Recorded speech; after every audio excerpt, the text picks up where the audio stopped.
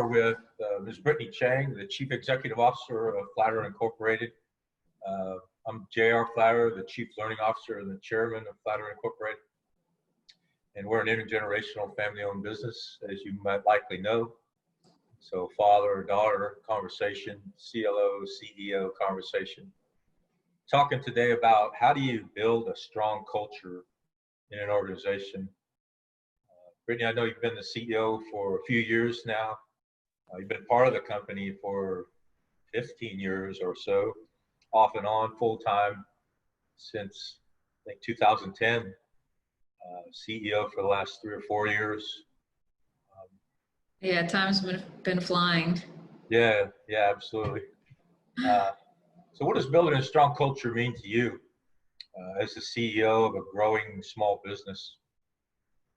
Yeah, for us, it's just really, really important as a differentiator in our industry, and also just creating the type of company that we want to lead and that we want to come to work to every day. I think it's one of the things that, especially in our industry, we're in federal contracting, and we do professional services and consulting services for the federal government and other commercial customers too. But a lot of times our employees are working on government site, and they're working in SCIFs, or they're on a military installation, and they're not all in one building. They're not co-located. So we really have to work overtime to create a corporate culture where everyone feels like they're a part of something other than just working for their government customers. So Sure. I think, we say culture probably every day, and we talk about it every day, because that's what we do as a headquarters, is create this, cohesive something that we're offering outside of what we do on government site. Okay. So how do you go about building that culture, especially a lot of people who are going to listen to this or watch this or working virtually? You have a geographically dispersed team, even when you're not virtual. How do you create that culture and sustain that culture when you're rarely, if ever, in the same room? Mm-hmm. Yeah, and I think it's been a challenge for everyone. No one expected this pandemic, and we didn't expect that, one day we were just going to be told we couldn't come into the office, and we, couldn't work face to face with our team. I think luckily, though, we've already kind of been developing a strong culture internally to Flatter. We've already let working moms, for example, work on salary while at home with their infant. We've already had telework introduced at least one day a week. We encouraged that before Corona happened. So I think a lot of the things we already had in place, because we already know that, the next generations, the millennials and the Gen Zs, they really value flexible work environment. So that's something we kind of already had begun building, but certainly it's been amplified with the pandemic. So I think we've just been trying to maintain our communication in a little bit different way, and sending care packages to employees while they're at home with their kids. We've sent crayons and coloring books and different learning activities for kids who are out of school. Made sure that all of our employees had masks and hand sanitizer and whatever they needed that maybe they couldn't find in the stores, especially in March and April. So we're just trying to continue what we've always been doing, but from a distance, and just being there for the employees for what they need in this particular time. Yeah, it sounds like you guys are far out in front in a lot of these issues that are on everybody's minds right away. I think you and I have read the same book, The Culture Code. Is that the one that we shared? I think that's the name of it. Yeah, that's the one. Yeah, and they talked about the 3 things that you need to build a diverse and inclusive culture. When those words roll off of your tongue, what do they mean to you, first of all? Diverse and inclusive as a CEO. Yeah, on top of the pandemic, then we have this you know, with all kicked off by the death of George Floyd in the country, there's been a lot of protests and a lot of amplification of um, racial bias, and you know how blacks are feeling in America today is being amplified. So of course, I think every organization or most leaders are kind of looking internally and saying, you know, how can are we doing what we need to do in this space of inclusivity and diversity? And I think we're doing that too. And I think we're really proud of where we are as a company, and what we are doing, what we have been doing. And I think there's always room for improvement, but just little things like looking at your employment and hiring practices, and you know, kind of taking a second look at what your history and what your practice has actually been on paper and in the numbers, and not just, you know, what you feel personally. You know, historically, have we been providing those opportunities for everyone across the board? For example, the Air Force, you know, this week I read an article that the Air Force was allowing pregnant women to participate in professional military education. So I think to think about inclusivity is important, to just constantly be looking at it, just as a way of continual improvement. Yeah. What are we doing today? What could we be doing better? And who know that you couldn't go to professional military training if you were pregnant, right? You wouldn't think that that was happening in 2020, but it's something that I think the environment today has shown a light on. So I think it's something you never stop. It's just something you should always be thinking about in your organization. Yeah, when I read that book, three things really stuck with me, and there was the three elements of building a culture: family, security, and opportunity. And I'm paraphrasing the book. We've talked about family at Flatterer since day one. Something that's very important to us, not only because we're a family-owned intergenerational company, but we want to live and work and achieve with people we consider family. So that really resonated with me, and I was really, I don't know if pleased is the right word, but it was encouraging to see that other people were thinking about that as very important to building and sustaining a culture. And then secondly, when you think about safety, it's not just physical safety, like you might think about when you think about Maslow's hierarchy of needs, and you've achieved safety and security, and you're not hungry and you have shelter, but security, and do they feel like they're a member of the family? And I've been thinking a lot about that last several weeks, and how do we make someone feel like they're truly a member of the family? They might not share the DNA that we share, but in every other sense of the word, they are a member of our family. So some of the steps that we take to make them genuinely feel like that. Could you talk a little bit about that? Yeah, sure. And, you know, at our size, we're just over 50 employees. I think we're hitting high 60s right now. And, you know, 60 people is a list of names that I can easily get to know. And, you know, do they have kids or not? Are they married? Are their kids in school? Or are they responsible for caring for their children during the pandemic?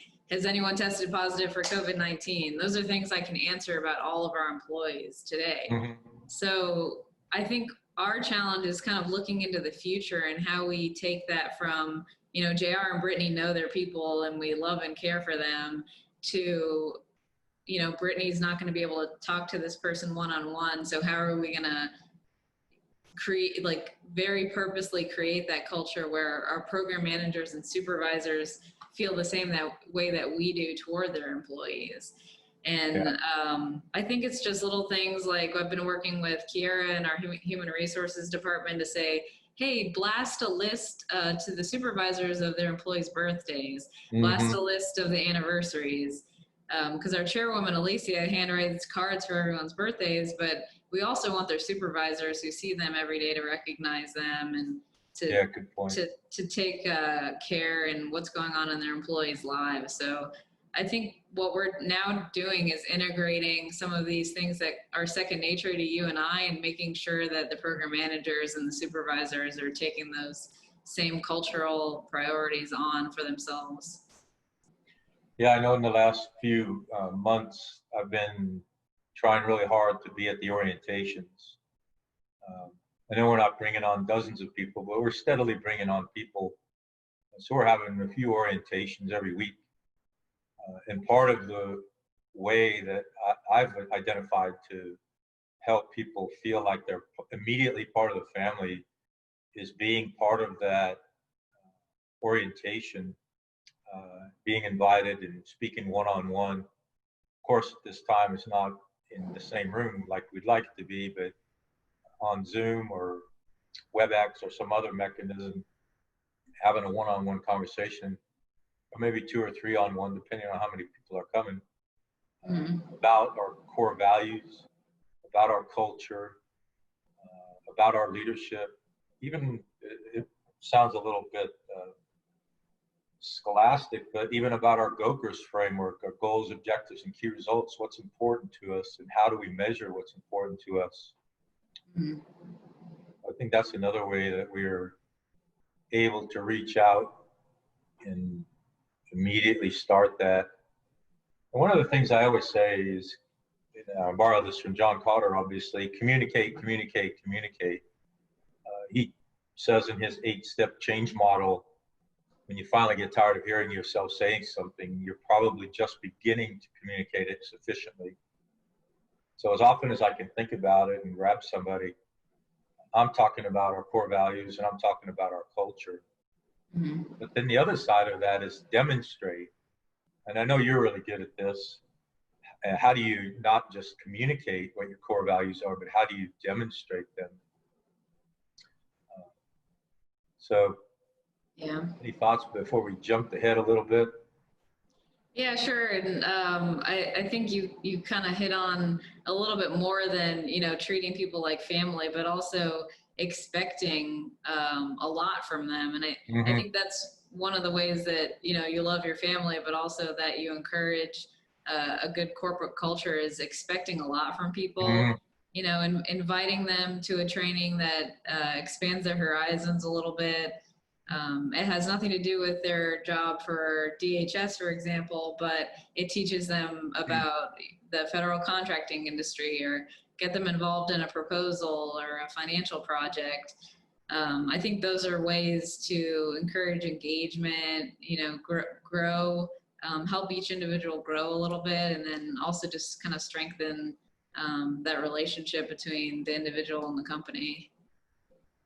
Yeah, I'm glad you brought that up because I'd forgotten about that.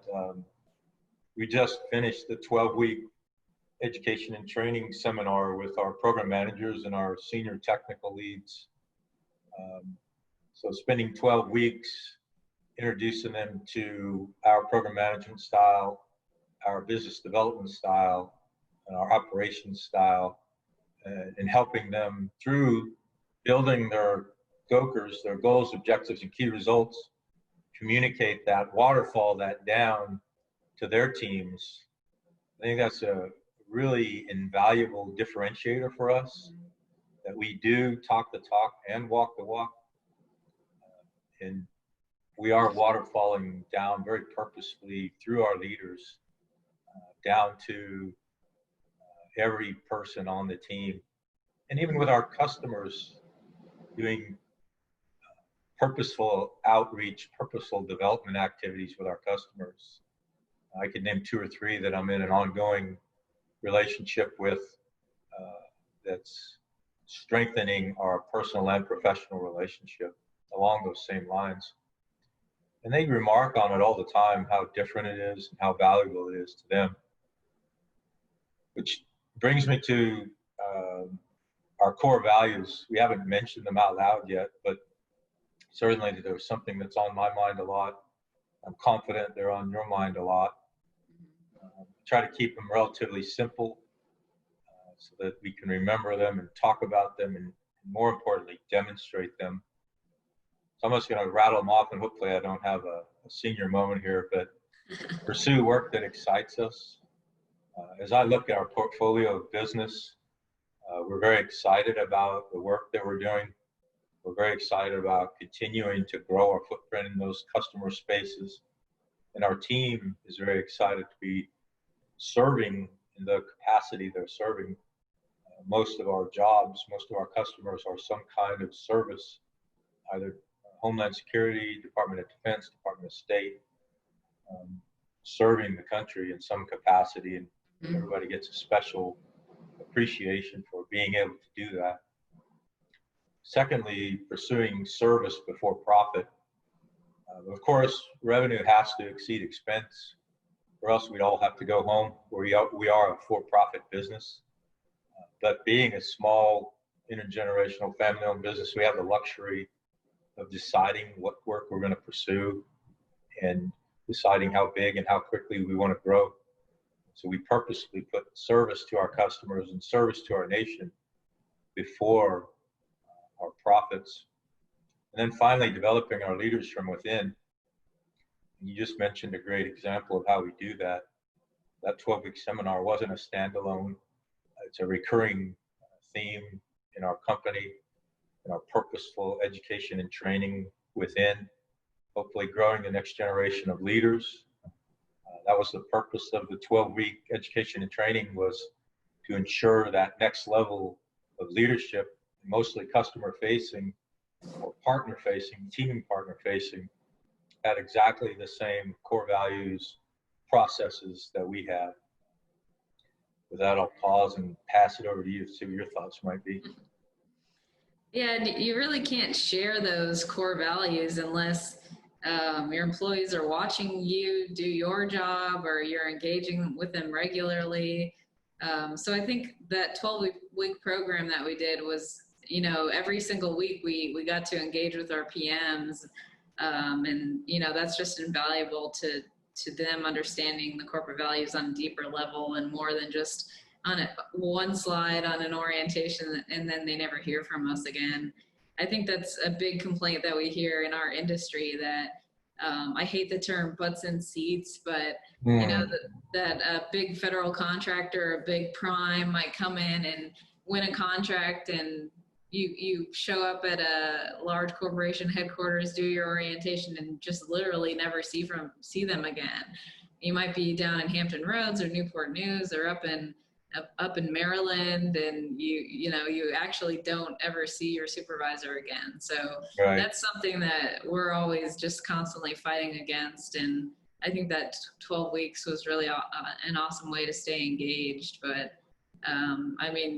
even when we're not virtual and we're on site, you have to make that drive out to New Cumberland, Pennsylvania, and Dayton, Ohio, and Hampton Roads, and actually visit your people and your customers. Yeah. So if you don't mind, I want to bring the conversation back to diversity and inclusion for a moment, only because it's so central to a lot of what's going on right now. And I think to some extent it is in greater focus because of the lockdowns, and we're all at home. We're not working on site like we used to. Mm-hmm. But part of what I struggle with, and so a couple of months ago, actually a member of our team, the former Commandant of the Marine Corps, General Neller, he's one of our senior fellows over at National Defense University, wrote a letter to America, open letter to America. He spoke to several demographics, which one of the demographics was me. White, male American men, that's redundant. And his final comment was, listen and change. Mm-hmm. And I really struggled with that, philosophically, literally, because we've known each other your whole life, obviously, but you've been in this company for 15 years. You've known me as an adult for 20 years. I really struggled with how I could listen and change.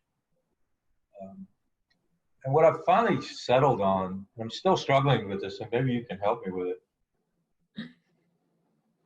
a lot of what I'm hearing, and I might be misinterpreting, is a natural reaction to a lack of communication.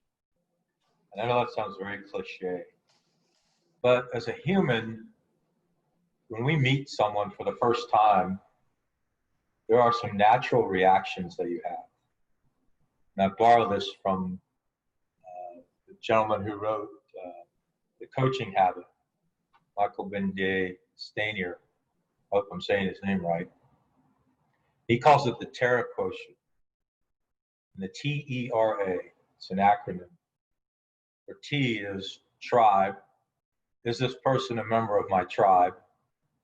And if they aren't, what reaction might I have? And if they are, what reaction might I have? And that leads to the E. What are my expectations? There's a very natural human reaction of fight or flight. Am I safe here? Should I run away or should I prepare to fight? And then the R is rank. When I look at this new person that I've just met, my mind immediately asks, completely unconsciously, what status is this person compared to me? This is where the idea of humility comes in.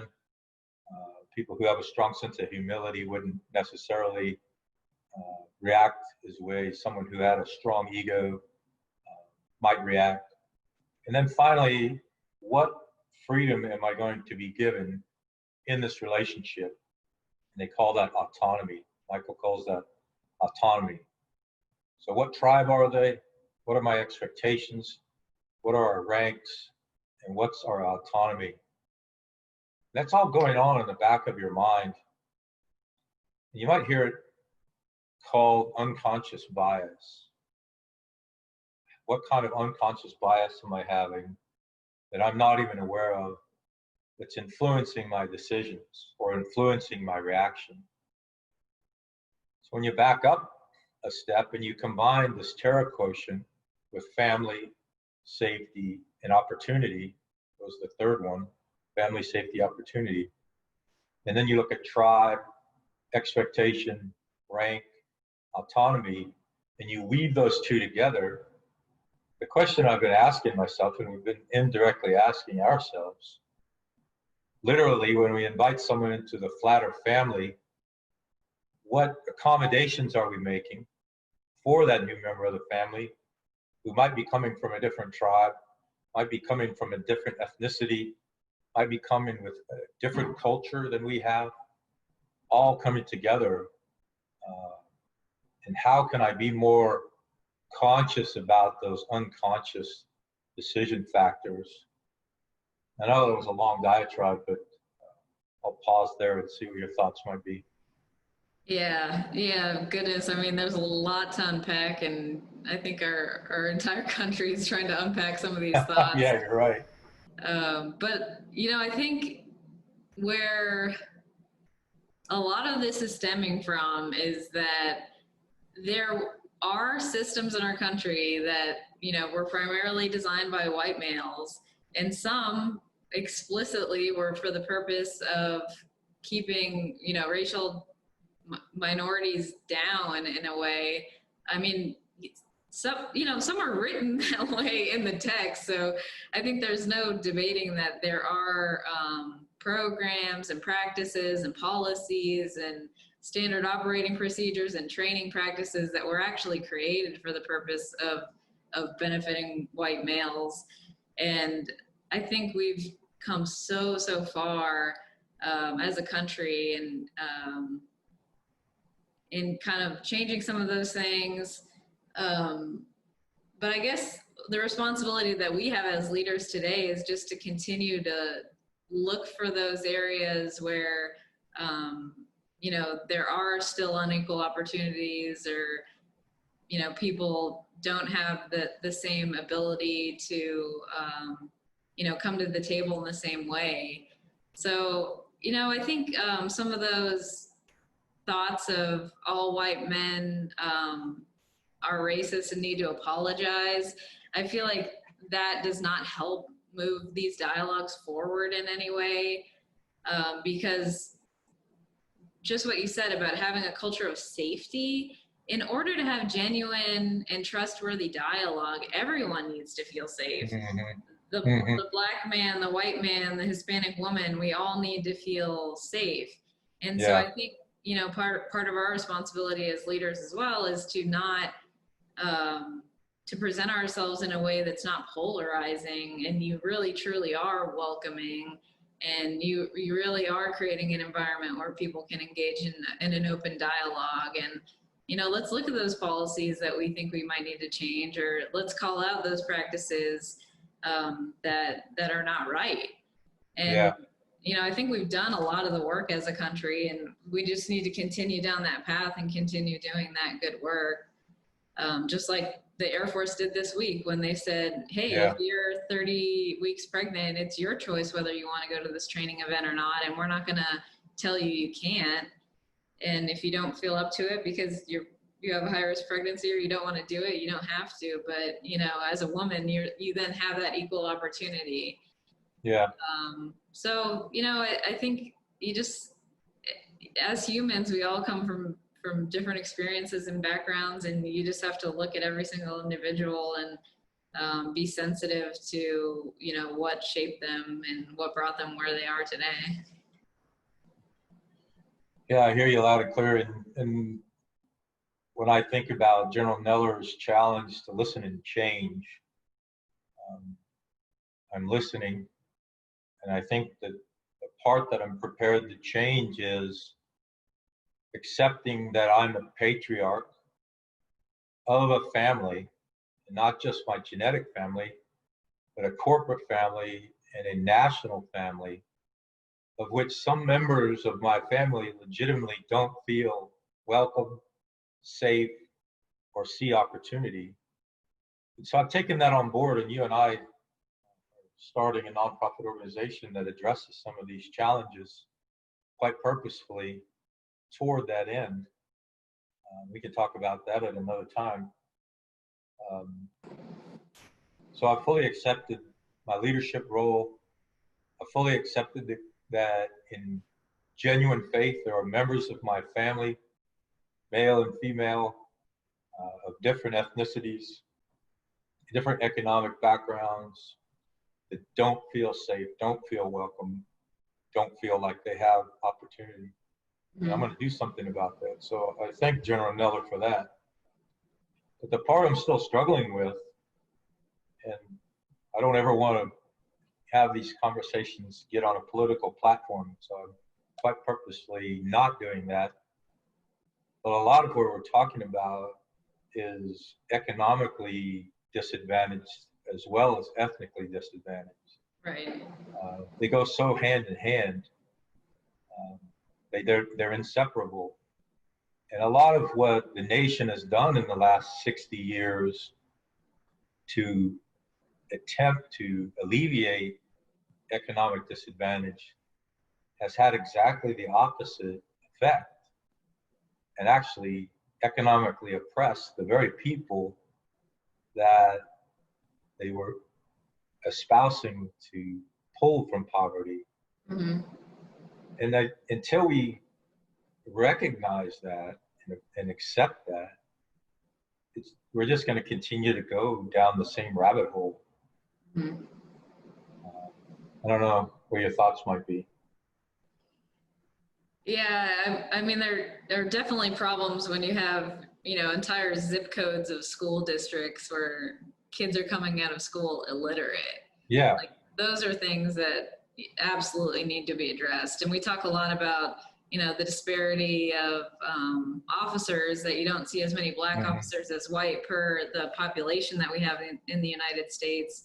And, that's why you and I think education is so, so important. You have to go all the way back to elementary school. You can't, Mm-hmm. you can't recruit every eligible minority and create them into officers. You have to start with the education system and the inequalities there, and then feed the pipeline equally. So, we'll start chipping away at it as we can. But I think that's probably the biggest problem that our country has right now. And I think it's easy to kind of focus on the police and resting practices and things like that. But I think we need to go back, way back, all the way to kindergarten and start looking at what's going on in the school system, and how to lift some people into literacy as step one, and then see where that takes us. And it's going to feed all the other things. It's going to feed the officer pipeline. It's going to feed corporate leadership. It's just going to have exponential rewards. And I think we do it little by little, as much as we can, but bringing on employees and getting bachelor's degrees and PMPs, I think that's it's a little later in their life, but you can still flip the switch on and help people in your small community. Yeah, you scared me a little bit in the beginning because you mentioned Gen Z. Everybody wants to talk about millennials. Well, millennials are running the nation right now. They're in their 30s. Yeah. Some of them, most of them. And Gen Zs in college or in the workforce or in the military, they're teenagers and in their early 20s. And so, yeah, time's flying by. And I just made the comment this morning in a lecture I was giving that every study I ever read starts with the same words: in these challenging times. So we have to get past convincing ourselves that our time is more challenging than any time ever past or any time in the future, and start dealing with the challenges and stop dismissing them because they're so challenging. Right. But I scare people when I talk about 30-year visions, because the people that we're impacting today are just being born, just entering the workforce. We're planting seeds that will provide shade 30 years from now. And we have to be visionary enough, courageous enough to plant those seeds, knowing that perhaps not in our lifetime will they bear fruit, will they bear shade. Right. So we got a couple minutes left here. I got to get back on the podium exactly at 1 o'clock. So I wanted to make sure we wrapped up on a high note. So we've kind of gone down a bit of a dark rabbit hole here for a few minutes. Tell me a good story that you've come across in the last couple of weeks, something that made you nod your head and say, yeah, that was good. Oh gosh. No, there's been lots of good. I mean, Okay. I love a good shakeup. I think it's really fun when, maybe fun's the wrong word, but I like a good challenge. And when, the status quo is being questioned, I think it's always a good thing. I think it breeds innovation, new ideas, new process. So I'm just, I'm excited about where this shakeup is going to lead us. I'm excited about this nonprofit we're getting going. I think the pressure was put on by COVID and kind of looking at kids who don't have access to internet and things like that, and how they're going to be able to participate in school given the pandemic. But I think there's like a double benefit, because we're going to get to address some of these other inequalities because of the pandemic. So I think the change that's being fostered now is going to have exponential rewards into the future. So I'm excited about the future, and I think most people should be. I think, in the U.S. and in America today, we're having the hard conversations that I think are going to lead to a stronger nation. So I'm excited about it. Yeah, I think that's a trait we share, is our enthusiasm for the future. Despite any challenges we might be going through right now, there's always a bright day ahead. And I do think not only the COVID-19, but also this diversity and inclusion conversation we're having, in the end, is going to end up strengthening us as a people, unifying us as a people. And I'm committed to having a role in that leadership. Committed to doing what we can to contribute to that transformation, because I want every member of my family to feel welcome, safe, and that they have opportunity. with that, I think I'm going to close the barn door. Greatly enjoyed chatting with you. I know this is our inaugural Two Roads Leadership podcast, but I'm sure we'll have this conversation, many like it, over the weeks to follow, as you and I continue to explore these topics that come to mind as we plan them week to week. So thanks very much for joining us. I look forward to the next one, and definitely open to new ideas for topics as well. Yeah, absolutely. Please send me whatever you might have, and I'll send you what I've got on my list as well. Okay, thanks. All right, have a great day. Bye.